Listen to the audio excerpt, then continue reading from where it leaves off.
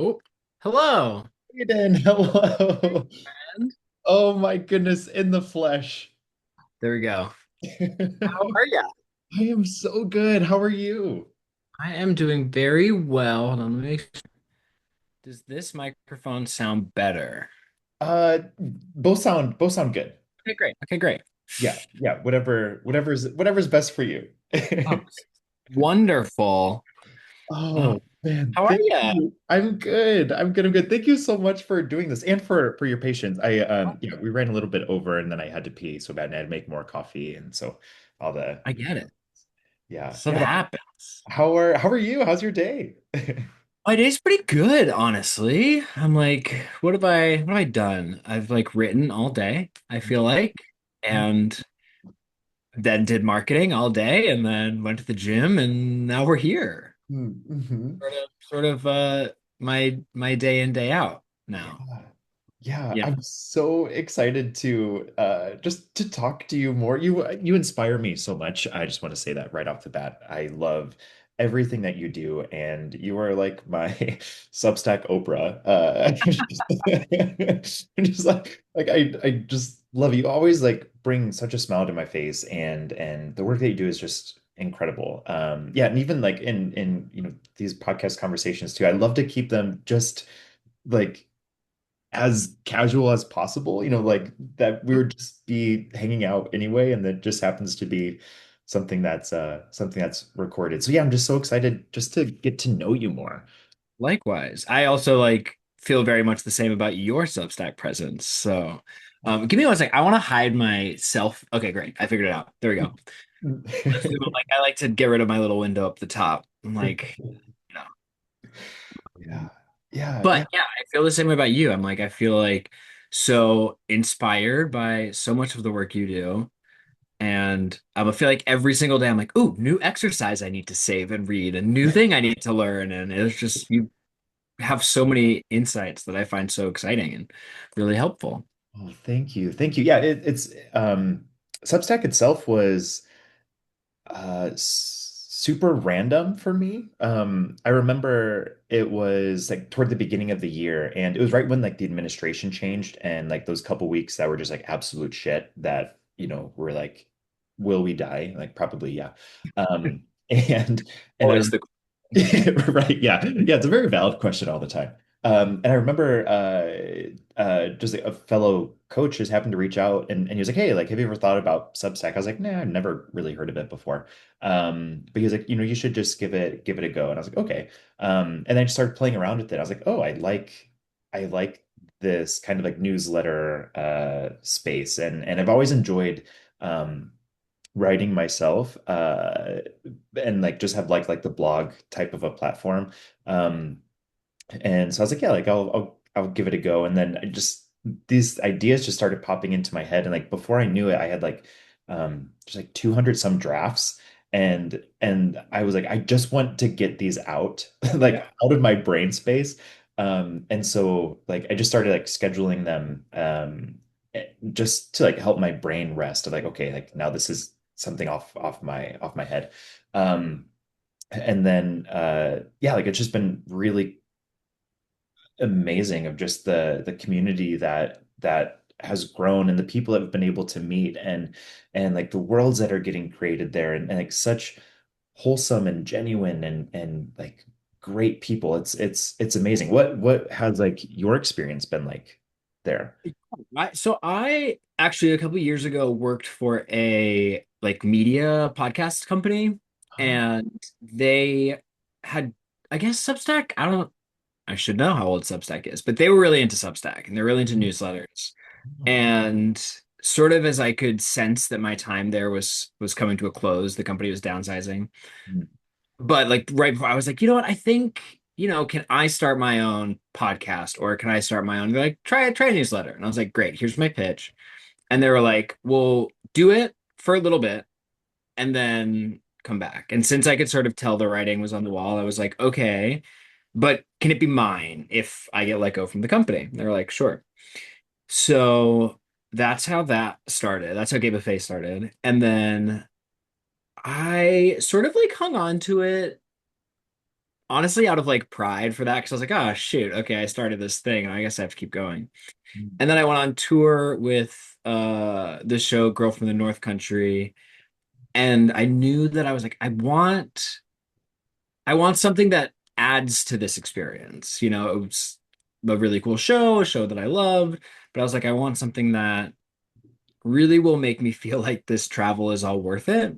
And Mm. so I was like, I know if I take Gay Buffet and sort of research the queer history in each city I go to, and I used it to raise money for queer nonprofits, and that really felt like a nice synthesis of my time. And then around the election, I was like, oh, actually, it was the morning after the election. I was like, where are the people that I want to hear from? I was like, I'm spiraling. And I like, checked my like six political pundits who I trust. And I was like, no one's saying anything. And I was like, oh shit, I wonder if, I didn't have a huge platform. And I was like, I wonder if people are like wishing that I would say something. So I was like, okay.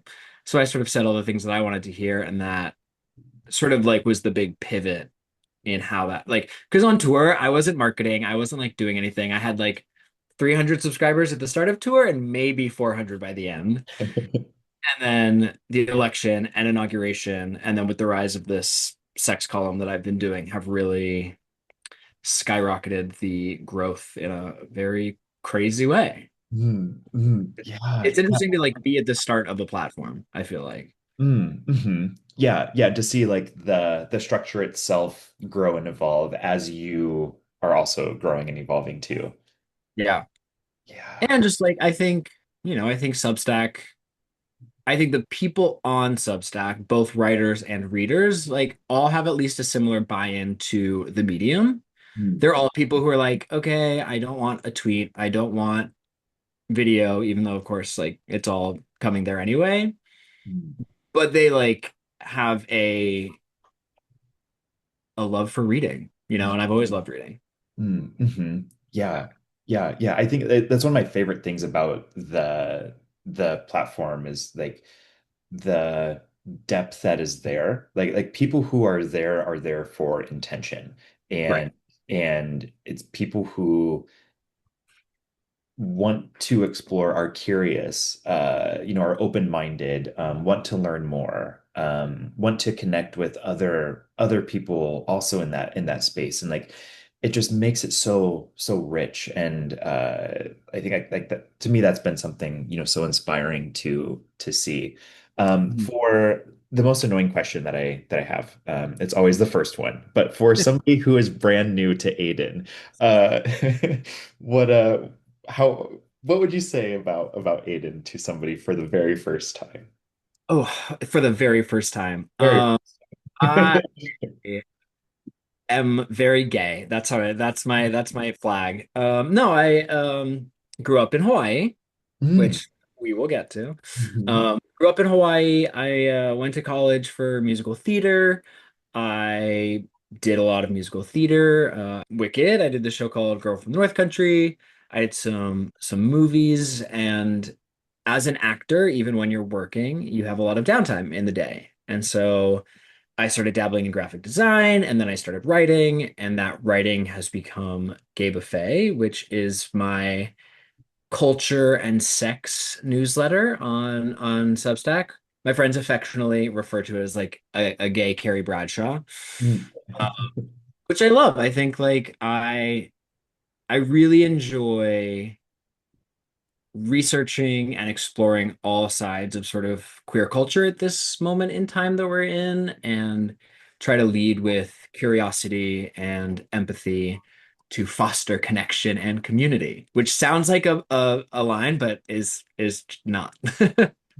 Yeah, yeah. And that's why I think like you hit the nail on the head, and like you do it so well, but it's so genuine where like a lot of times we hear that of like, oh, connection, like, hey, that sounds great. And it can feel very up here. But the way in which you approach it and the depth of like the research, the topics, the conversations that you cultivate, like, no, you mean it. And you give space for people to go there, which is really incredible to see.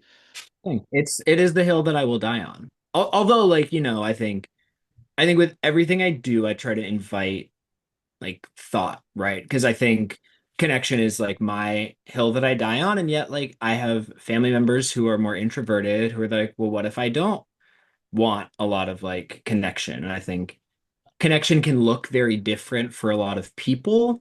And yet, right now, we are in a time where we don't have control over our connection and it is being intentionally stripped away from us. And so, my hopes and dreams are that I can sort of facilitate that in my one on one relationships, in my like immediate physical community, in my writing, through the internet, even though it is also like the problem. Yeah, it's such a double-edged sword. Oh, And it's no. yeah, yeah, I've had so many like internal just like wrestles with myself and like ethical debates and like moral dilemmas over like fuck, like should I be here? Should I not? Like if I step away, I'm taking a stance, but then we're not communicating where our people are and we're not meeting them. And it's like there's no win through No. it. But like I think, for me, it always just circles back to that quote of like, we're doing the best that we can with what we have where we are. Right. And sometimes like that's using the shit against its own self. Um, Sure. so that's kind of how I feel with like Instagram and TikTok, where I can't stand being there, but even if even if Yeah. being yeah, yeah. Like even if it just reaches one person and then like opens up their perspective, then it's like, oh, okay, like then that was important there. Um, uh, but Substack right now just feels like a nice little cozy home, and I hope it stays that way for as long as it possibly can. And I like love the people. Like I again, I think in a really special way prioritizes meeting people for what they want to say and not like, especially on Instagram, what they look like. Obviously, if someone on Instagram, like I think about this a lot, like the way in which people DM, Mm, especially if you don't know them. And sometimes I'm like, oh, that was very strange, but it's also based on the profile. mm, Somebody who I find attractive will have a different response than somebody with no followers and no pictures. Like you can't separate the two on Instagram. mm, But on Substack, it's sort of just like, oh, what are you saying? Okay, mm. great, let's talk about it. Like I enjoy that aspect. Yeah, yeah. I love that question of like, what do you have to say? Um, Right. oh, that's so good. What What do you feel like Gay Buffet is saying? What do you want it to say? Ooh, what do I want Gay Buffet to say? I want it to say that I wanted to ask a question. I, Mm, I think I wanted to ask like what our gay and queer communities could look like. mm. And I don't know. That's a really interesting question that I really should like know the answer to.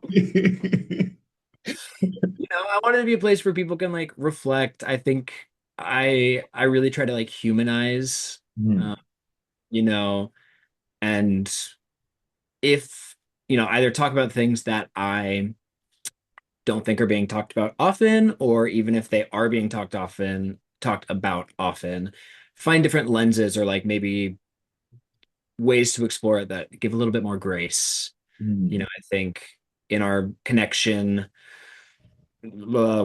crisis, the worst thing I think is that the way that we're primed to be on the internet is making us so sharp with each other. mm, And I think in everything I write, I try to soften our relationships to each other on the internet. There mm, we go. mm. Oh, that's so good. Yeah. And like this isn't blowing smoke up your ass by any means. Like you are doing it though. Like that's being lived out through your work. And like it's amazing to see just asking those questions and going into different aspects of gay culture, of sex, and bringing some of these things into light and just asking and inviting somebody into like explore what that means for them, you know, where like if they align with it, amazing, then that's great. You know, if they don't, awesome. Like, Also, but yeah, like you get to create what that looks like as just the individual that you are, and and you yourself are providing that platform for somebody to do that, which is really, really cool. thanks. Yeah, it's like my unexpected favorite part of the whole process because I didn't really start doing them in earnest until recently. It's like I do these surveys on Instagram that fuel most of the sex column pieces that I write. And like that's my favorite part because I just get to be like, I want to know. Like, I don't know the answers, but like the community knows the answers. And it's just really so cool to see how people respond and which things people want to talk about and how they want to talk about them. Like sometimes you can tell like people are really grappling with the context. Like I did one about like body issues that gave a lot of like really nuanced, detailed information. And then I do ones about like cruising, and you can tell that it's people who just sort of want to tell their stories. Mhm. And I find both of those so exciting because I'm like, wow, like people really have this craving to communicate right now. We just don't know where it's going. And I Mhm. think back to some point like a little while ago, or how we exist in the spaces that we have to, Instagram, TikTok, even like the Substack algorithm. For me, the most helpful thing is learning what algorithms and what patterns are dictating how we're like being forced to engage, you Mhm. know? Because I'm like, okay, I can tell how Instagram is affecting my brain because I can't focus and then I'm like, oh, I'm bored. Let me check Instagram. Or, Casey and I just posted our like wedding photos a little while ago, and those did very well. But the double-edged sword is like now I always have a notification when I open it. Like I turn off all my notifications, but if I open it, I'll be like, ooh, like what now? And it's so interesting to clock. And like last week with Kimmel, I was like, ooh, I need a break. I need a break from the internet. I need to not be here. But then was like, ah, fuck, like I have to post about the article and I have to, do my survey. And it's a challenge. Mhm. Yeah, yeah, it is. It's so tough to walk that line of like the professional responsibility Right. and the the being a human in it too, you know. Yes. And like I I'm a very like routine and like structure oriented person. So like for years I was trying to figure out like, okay, what's that routine I can make with social media where like, okay, I'll be on it for X amount of time a day and then I'll turn it off, or you know, like use all my limits and all the stuff there. But like I found like for me, like it's literally just a daily battle where, you know, there's some days that I might post just a shit ton because I'm like, okay, this feels good today. And then there's days where I like can't log into it at all. And like it's just it's such a it's such a wrestle. But I love Well, oh good. the reel that you posted out was like last week. We're like, I'm so sorry to all my friends who are just sort of watching as I like have to work. And like that's the crazy thing too. I think when you hit a certain threshold, when it becomes your job and when it becomes tied in with money, and you're like, oh, I hate that I'm like not making content for the people I know. Mhm. Like the difference of like making a reel that's like me and my husband versus me and Casey, because the people who I want to see it don't know who Casey like it. I'm just like, ugh, it's so spooky. Yeah. Ooh, So spooky. that's such a good way to describe it. Yeah, it is. And like it feels weird because like it's almost like we're not living our own life. Like we Right. can't live our own life. But we're doing what we want to do at the same time. Like it's and like sometimes I'll step back and be like, okay, Kevin, like um I had this like come to Jesus moment myself a couple weeks ago. I was like walking from my car like just into my house, and I was like, hey, like just like I know that this is stressful, but also like you get to do this work and it's paying your bills and like um so yeah, be stressed about it, but also like Isn't it cool that this is what you get to do? Um, yeah, and so like it kind of looking at it like that has been helpful for me to see that like all the challenges then just get to be fun. I can kind of play around with it where yeah, like in my real life friends, when I so a lot of times I'll just apologize to them, or I'm like, guys, like please feel free to mute me. Like you would not hurt my feelings by any means. Like it would actually like take pressure off. Like Really get it. yeah.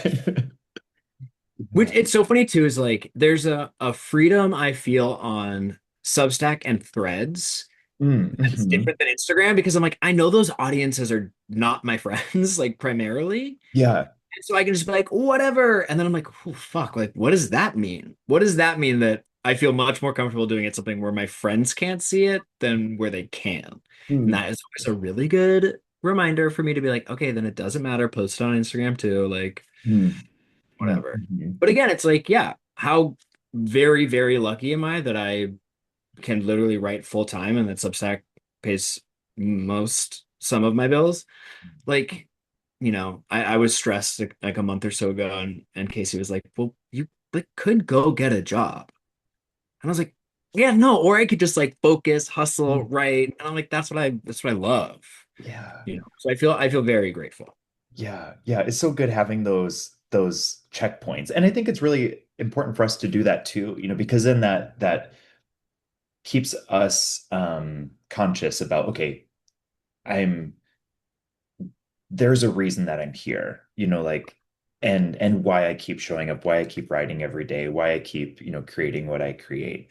Um, it's good to be pulled and kind of like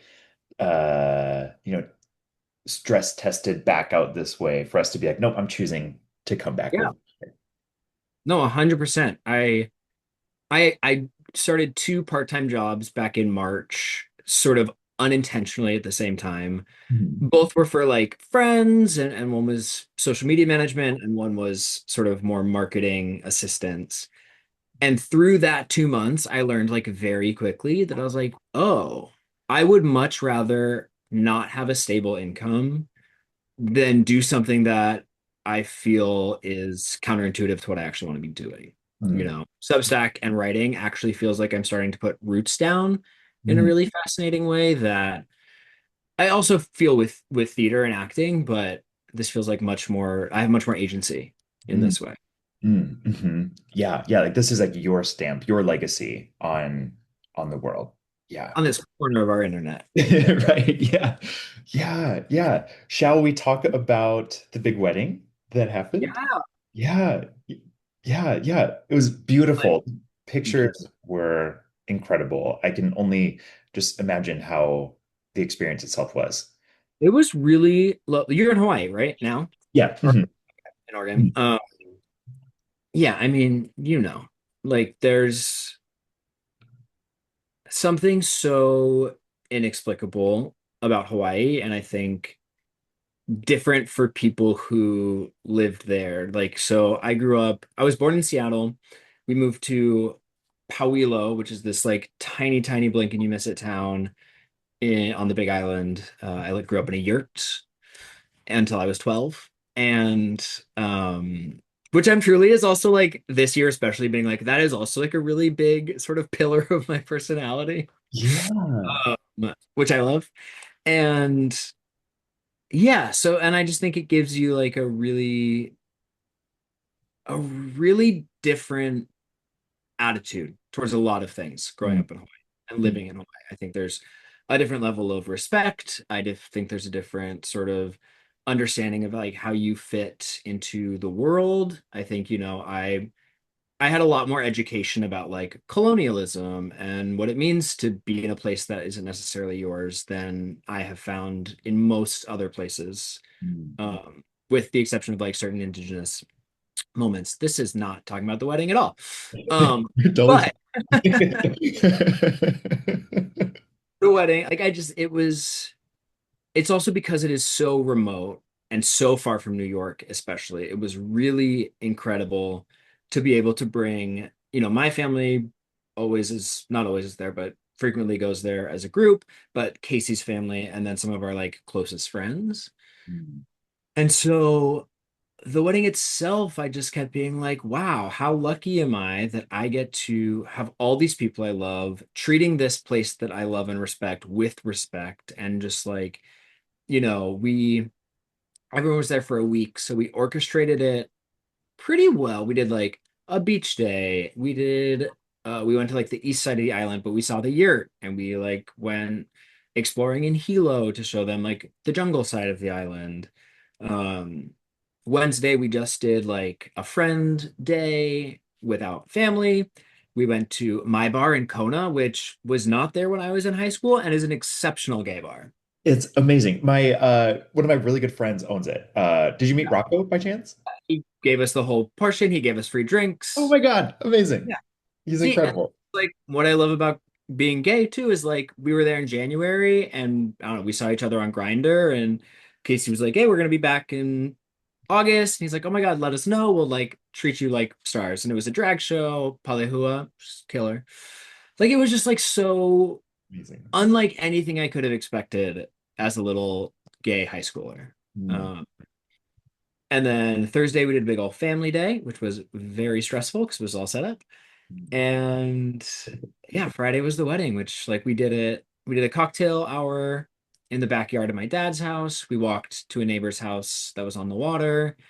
We officiated the ceremony ourselves, so we like got to tell everyone sort of our thoughts about love and marriage. And then we went back and had a kick-ass dinner in my dad's like side lawn that my sister cooked, and like my dad helped and my other sister helped and my mom helped. Like it just was like, and Casey's family helped, everyone helped. But it was just like such a labor of community. And I just like felt so honored that everyone was like so bought into this experience that we all got to make together. It was a lot of work, but it Mm. was also very special. Yeah. Yeah. That's amazing. And like just seeing the photos and seeing you write about it and share your experiences, even talking about it now, like I can just feel the depth of love behind it and like the gratitude that's there of like how meaningful this whole experience was. Yeah. And Yeah. I think like, again, it's like I think hush, phone, you're supposed to be on do not disturb. You are on do not disturb. Why did that come through? Mine, Shocking. I get random ones too. And like I swear I have done everything that I can to turn them off and then they'll still sneak in. Yeah, I feel like tech is sort of trying to go so quickly right now and it's sort of becoming much worse. Hmm. Yeah. Um, who knows? Even like I like what did I do recently? Like I asked ChatGPT to order all of the advice that people had given me by like length, character length, Uh-huh. and it started making new stuff up. And I was like, I can't even, and I was like, I can't. It's really doing a good job of eroding my trust, which is Mm. great, Mm. which is Mhm. good. Yeah. Very good. Blah, blah, blah. What was I talking about? The wedding. Oh yeah, it was like a really nice reminder of all the stuff that I do talk about. Mm. So asking people for help, letting our people help us, letting ourselves be celebrated, all is like really challenging. And we sort of had the mindset that the Hawaii portion of our wedding was to thank everyone who had helped us get to where we were. And then the sort of New York celebration was to celebrate with all the people we want to go forward into married life with. Um, and so just to really have everyone buy in and be like, yes, we're here. We're going to help however we can. We're going to, treat it with like reverence. It was just like really very special. Oh, that's Yeah. beautiful. Oh, that Yeah. just warms my heart. I, I'm sure you've been asked this question a million times, and I apologize if this is one of the other annoying ones, but how has married life been different, the same? Any interesting awakenings there? It's hard. It's like nobody tells you about the come down after the wedding. Uh-huh. But I think they like, I don't actually know, no one did. And it's funny because all of our married friends now that it's been what, like a month and a half, 2 months, they're Mhm. like, so how's the come down? And I'm like, why are you only asking that now? Why didn't you give us a long Right. time? I wish yeah, like why couldn't you have prepped me on this? Yeah, like that would have been so much more helpful. Yeah. Um, but it really does feel the same, which I think is like the right, I tell myself it's the right answer. Um, so we did the Hawaii wedding, we came back, we like went out to Fire Island for a little bit, and then we had the New York portion. And then the day after that, Casey started rehearsal. He's doing chess on Broadway. Oh, So he started rehearsal for that. And then I like jumped into the thick of writing um a little differently. And so it has like we went from like a month of together all the time and love and vacation and celebration to like never seeing each other, being really exhausted and tired and sad because we were like, but like it just was so lovely. And we're like, well, no, this is really hard. mm, mm. Um, but through it, we're really, really good communicators. And so through it all, like we're pretty good about being like, hey, this is what I'm feeling and what I need from you today. And, you know, if he has had a really hard day, he'll like text me and be like, hey, was a really hard day. I'm gonna need some like buffer time to chill and relax when I get home. And I'll be like, great. Or sometimes I'll be like, ugh, why don't you love me? But then we,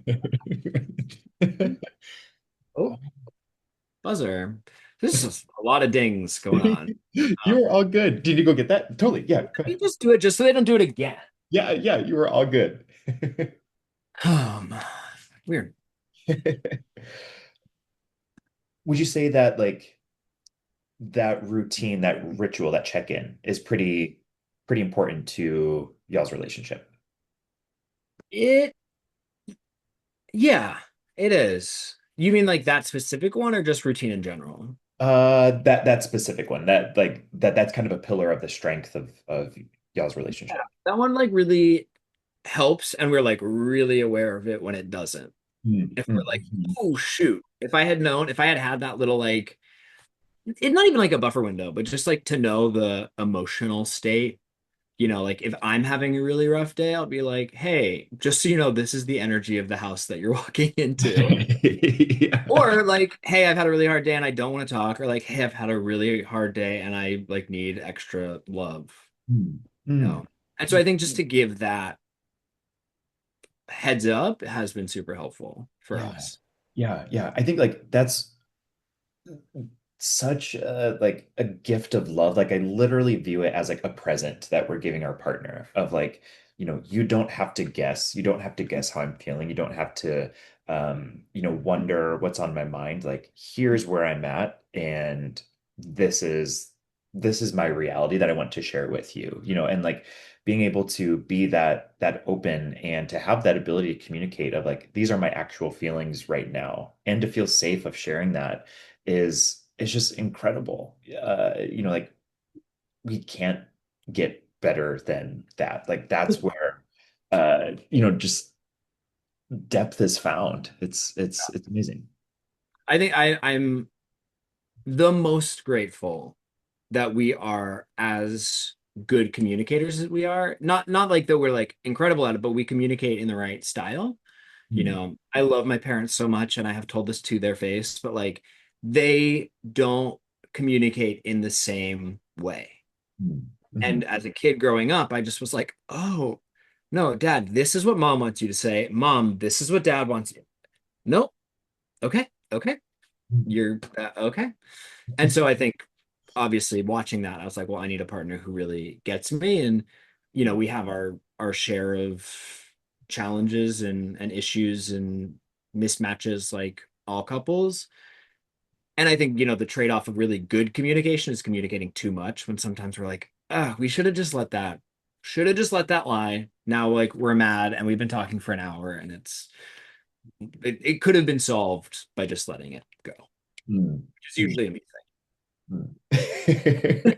And that's what I think is like another fun thing with relationships too, is like we always get to learn something. Like we always get to learn of like, oh shit, like maybe maybe I didn't need that, or maybe like uh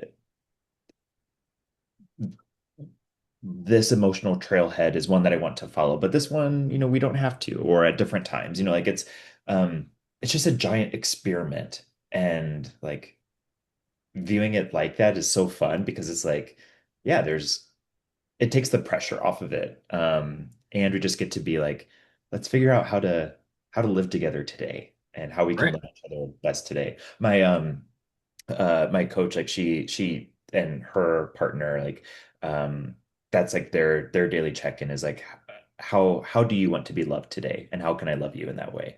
It's like, oh, that's so rich and so juicy. It's so And like, good. I feel like the ability to just talk about it every day and just to have that be a constant check-in also negates like something I have a lot of trouble with is figuring out how to bring things up.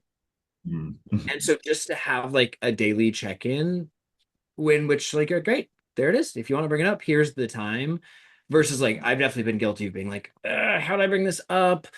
Okay, now I've waited too long. So if I bring it up now, it's going to be weird. And then I'm like, oh, here's like a tangent I can sort of wrap into what I'm feeling. And then Case would be like, what? And I'll Mm. be like, okay, I should have just been like, can I have a moment to speak or something? Mhm. Yeah, yeah, 100%. This is kind of a tangential question, but it kind of ropes back in. With Gay Buffet, what has been Yeah. surprising of you? What have you been surprised of to learn from the community, from polls and things like that, and just your research when it comes to sex and relationships? Like, what's something that's been like, ooh, this is interesting to me. Yeah, I think the first relationship there okay, I have two. Relationship wise, in this moment in time, that people have like a lot hotter takes on open relationships than I thought. Right? People have strong feelings. There is an And energy charge behind people's feelings toward open yeah, relationships. that Yeah, is that feels different this summer. Like I don't know like what changed in the zeitgeist. very fresh. I think people have new feelings about it Hmm. on all sides. That's number one. And number two, for like the sex side, which is my favorite part of writing about it, is like all of the doubts and worries and insecurities that people have are so much more widespread Hmm. than I think most people would assume. Hmm. And I Mhm. know that if I say that statement, a lot of people would be like, well, yeah, duh.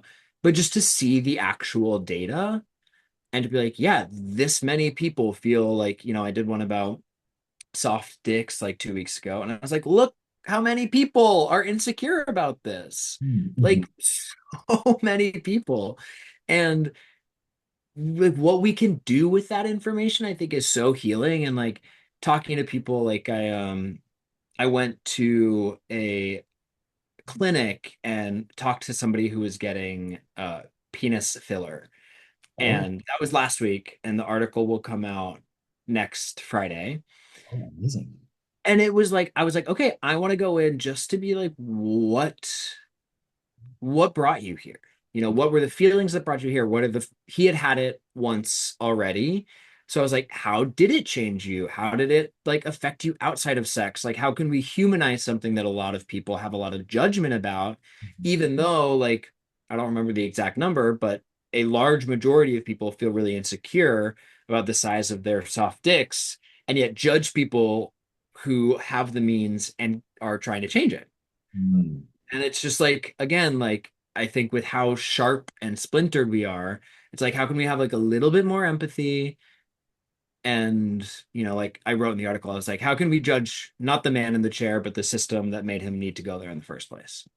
Oh, oh, Aiden, beautiful sense. This is why you're a master at what you do. Wow.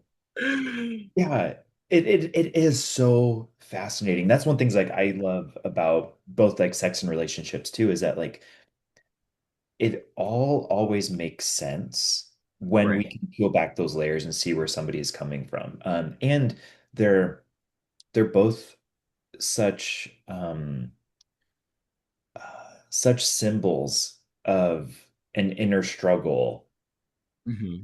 that we might be wrestling with or facing. It's just being presented in this way. And so Right. like when we address that, when we address yeah, how how the judgment we feel when we see, the size of somebody else's soft dick versus our own, Right. like what it's not about that itself. It's about what's going on here. And that's just the pathway to get us to explore that. Like it's so interesting. Same with open relationships too. What have you been finding there that's different?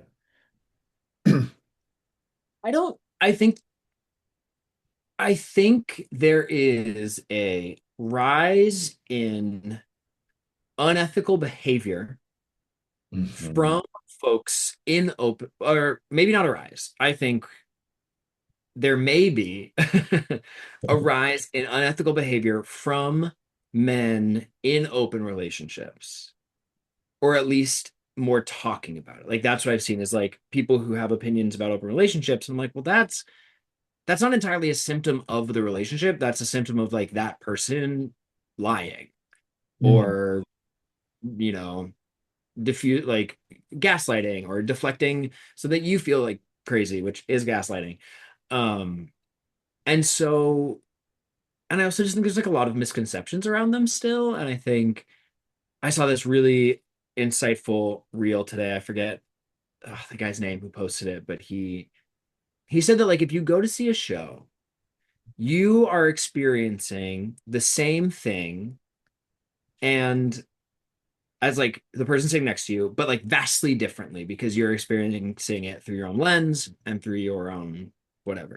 And he's like, but on the internet now, we are all experiencing very different aspects of a thing, and we all assume we're still seeing the same thing.